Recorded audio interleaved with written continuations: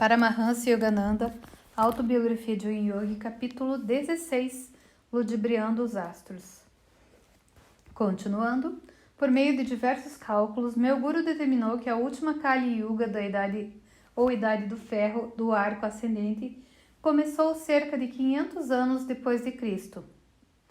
A idade do ferro, com 1.200 anos de duração, foi um período de materialismo e terminou por volta de 1.700 anos depois de Cristo.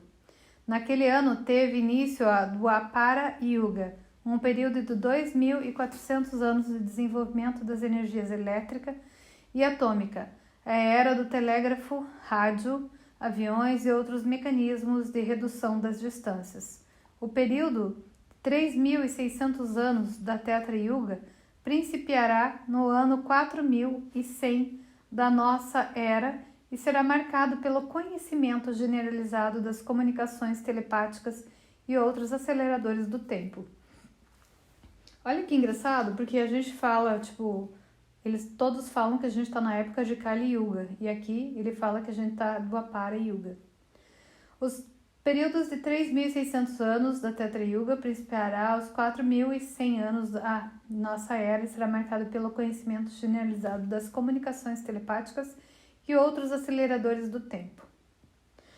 Em Satya Yuga, a idade final do arco ascendente, com duração de 4.800 anos, a inteligência do homem estará totalmente desenvolvida e ele atuará em harmonia com o plano divino. Um arco descendente de 12.000 anos terá início então para o mundo.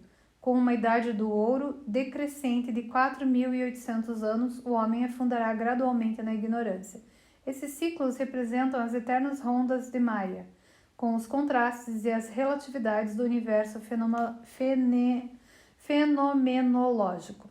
À medida que se conscientizam da sua inseparável união com o Criador, os homens libertam-se um por um do cárcere da dualidade da criação.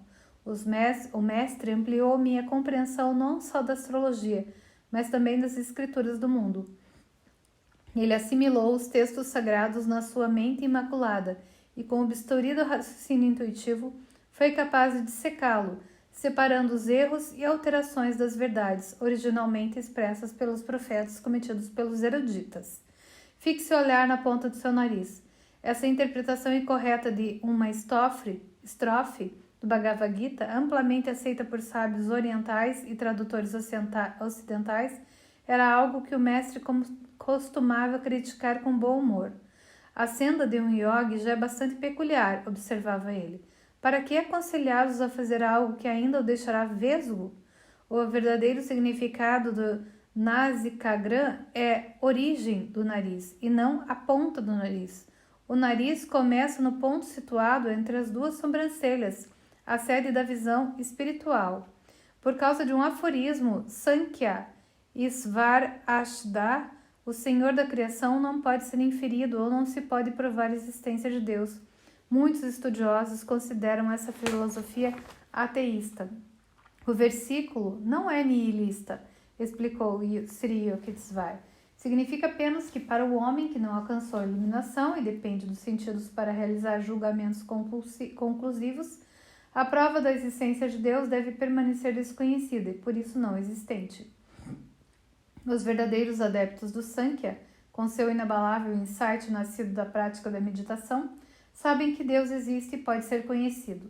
O mestre explicava a Bíblia cristã com sublime clareza. Com meu guru hindu, que a comunidade cristã desconhecia por completo, aprendi a essência imortal da Bíblia e compreendi a verdade contida na afirmação de Cristo, certamente a mais emocionante e inflexível asserção jamais proferida. O céu e a terra passarão, mas minhas palavras não passarão.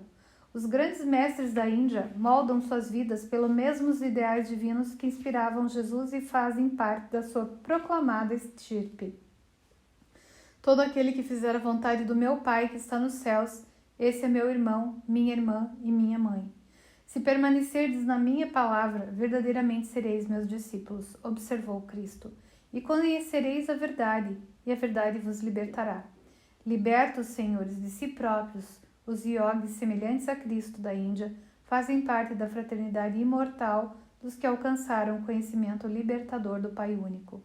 A história de Adão e Eva é algo inconcebível para mim. Observei enfaticamente um dia nos meus primeiros entraves com a parábola. Por que razão Deus puniu não apenas um casal culpado, mas também as gerações inocentes que ainda estavam por nascer? O mestre divertiu-se mais com minha veemência do que com a minha ignorância. O Gênesis é profundamente simbólico e não pode ser entendido por uma interpretação literal, explicou ele.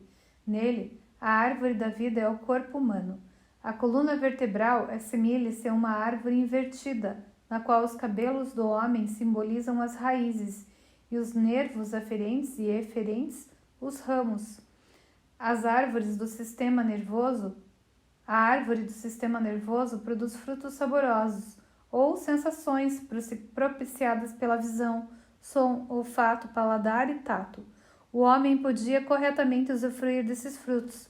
Foi-lhe proibido, porém, experimentar o sexo, a maçã no centro do jardim físico.